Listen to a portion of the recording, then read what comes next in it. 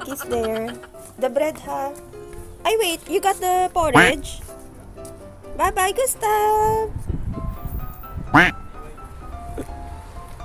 Gustav! Bye-bye! So, ayan. Iniwan nila ako for grocery. Miss ko na agad si Gustav. Gustav! Gustav! Gustav! Gustav! Bye-bye! Bye-bye! You're not looking at me. Bye-bye! Tada everyone and welcome to a day in our life. So, this is our fridge. As you can see, like everything is frozen. So, we will defrost it. That's our task for tomorrow. So, come and clean with me. After 12 hours, this is what it looks like now. So, fully drained, defrosted already. So, this will be the start of the great work. Look at that mincemeat under. So, good thing I put 3 towels on the bottom so it didn't flooded in the kitchen. So, this is the top. This is less wiping and washing of the other drawers because I already cleaned that. So let's remove everything first.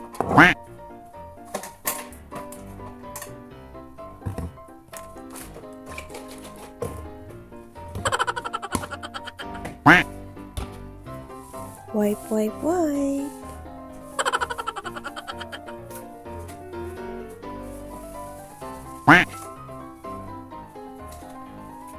Ang hirap pag mataas. Ang liit ko kasi.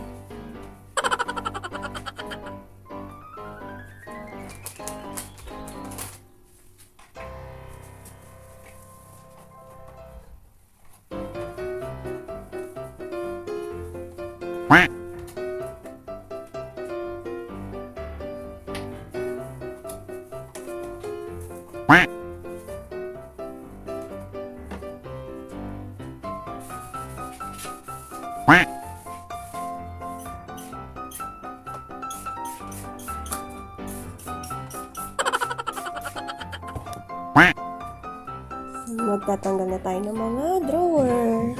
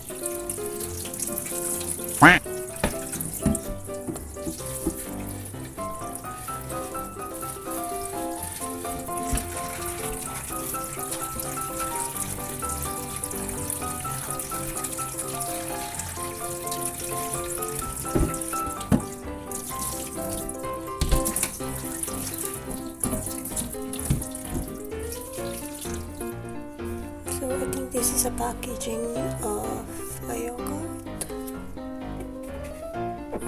Good thing you can still take it out.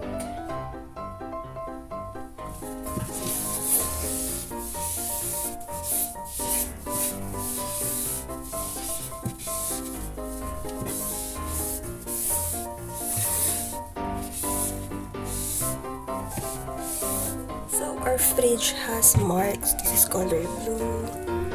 This one, and I can't remove this totally. It faded, but it's still there, like this one.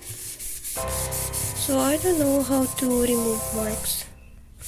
These are all from packaging of the food, maybe from a paper and then it transferred here. So if you know something, can you suggest how can I remove this? what soap should I use, or brush. So yeah, I can't remove those. And then there is a video in TikTok that I saw. They also clean this, but I don't have the equipment. So if you know how to clean that hole, it's like they put water on it and then they will drain it. You should clean that also. But for now, I will just leave it. Can you comment below how to really clean that? See, there's marks. Draining the water now.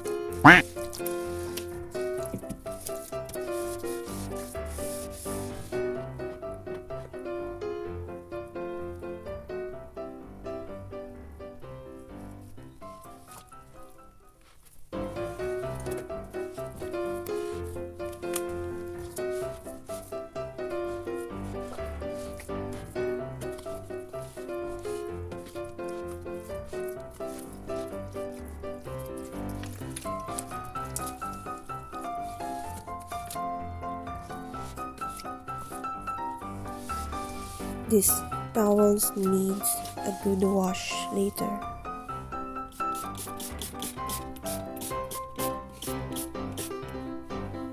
Finished product, totally clean. Wow! I'm